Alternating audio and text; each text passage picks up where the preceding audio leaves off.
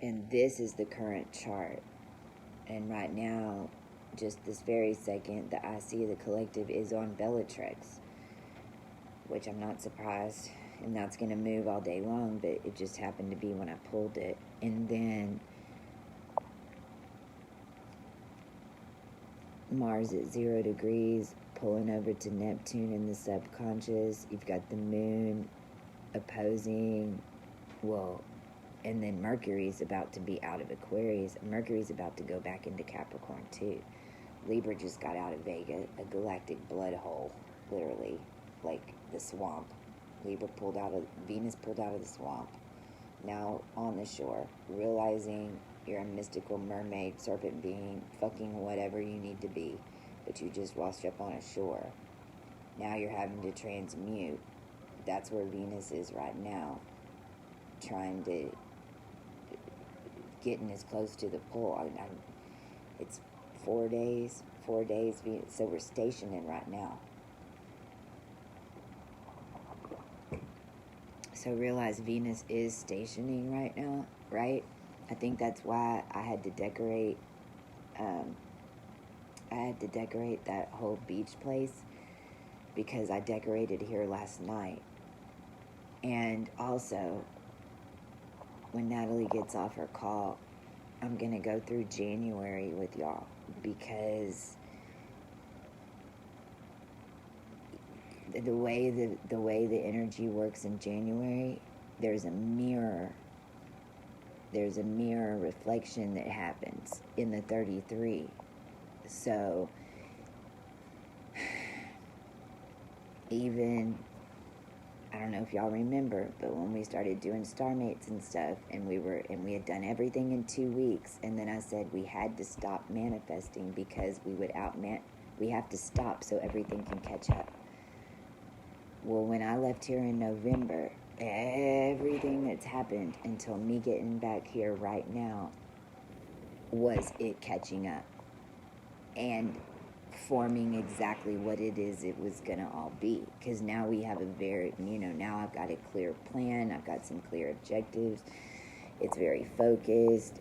StarMates has grown exponentially as a brand since then with what we're doing. I'm back here with the support that I need. Everyone here is activated now, like Natalie felt should have happened the next day, in our human mind, but they're there now. It's just like as if I never left. I walked back in, and now everything is happening the way we felt like it should happen when we were doing it in November. Does that make sense? That's how January is in an energetic. So January, the first half of the year is still culminating everything that you have planted from the year before, October, November, December. And then how long have you been on your journey charting your manifestation since back to 2017?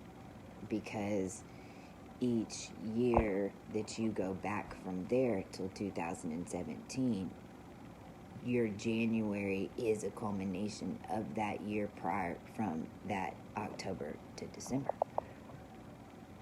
And then the second half of January is going to mirror that back to you if you're conscious. If you're not conscious, it's going to mirror it to them. You follow? And Natalie's got I showed her this stuff yesterday, with how the codes came out, because the way that they came out, and she's already topped up the planets, but then there's very specific ones that I decoded after you do the planets, and one of them's Egyptian, one of them's mummy, one of them's human, one of them's pyramid, constellation, the word month, the word day, the word year. When you look at those from 33 codes and you look at them from 44 codes, and you understand that each placement, and it's the most the most that you can break that down to. How many placements and dimensions are there?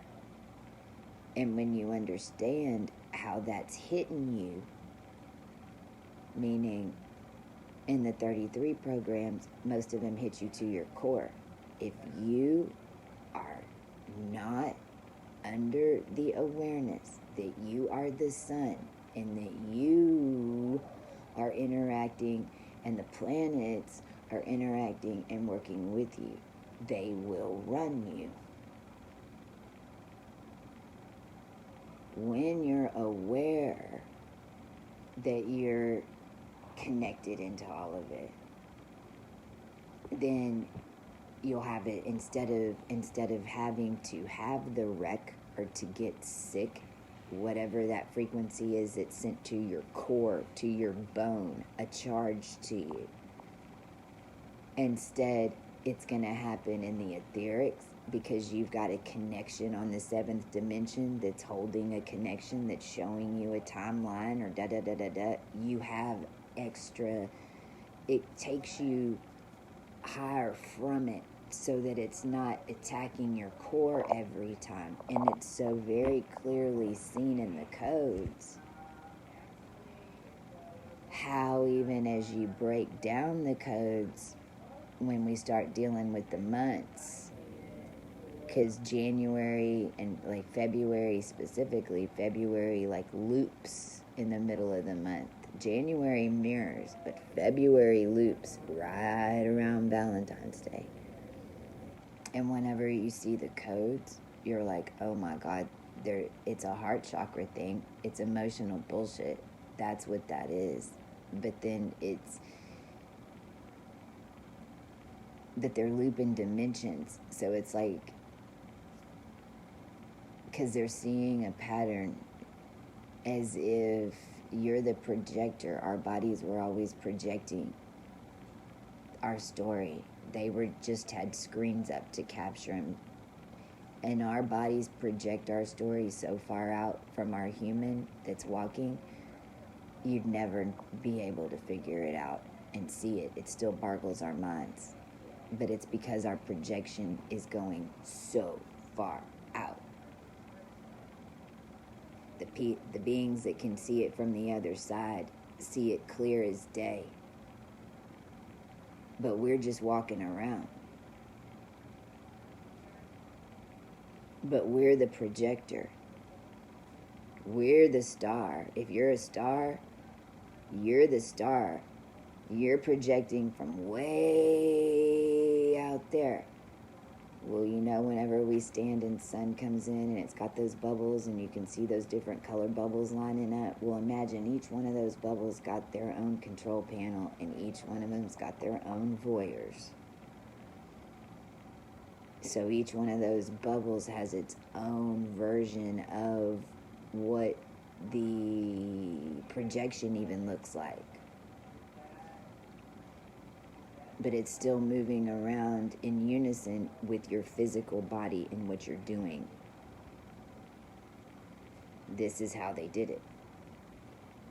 But that still exists in the way it was done on the planet, no matter. That's where this whole twin thing, or mirror, or shadow,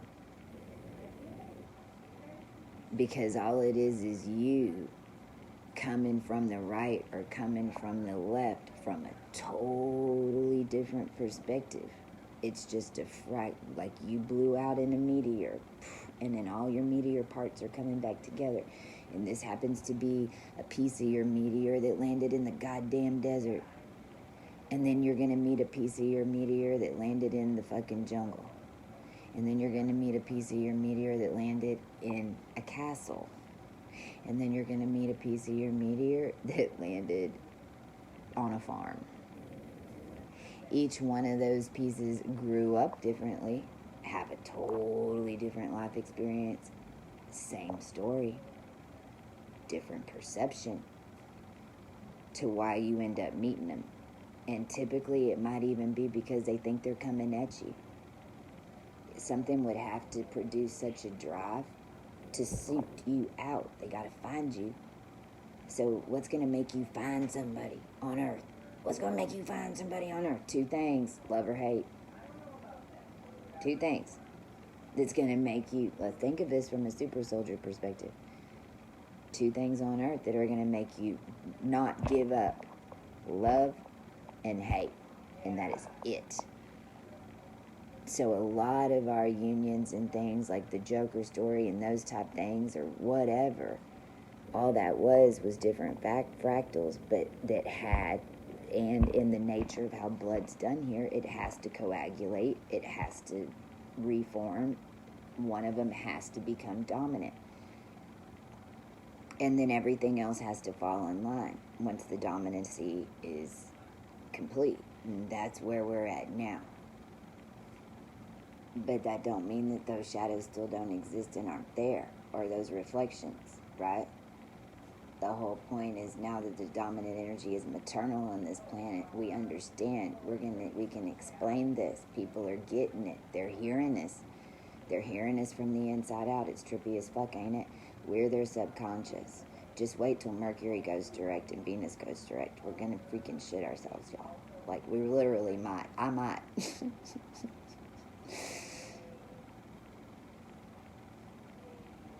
So, that's what I'm seeing.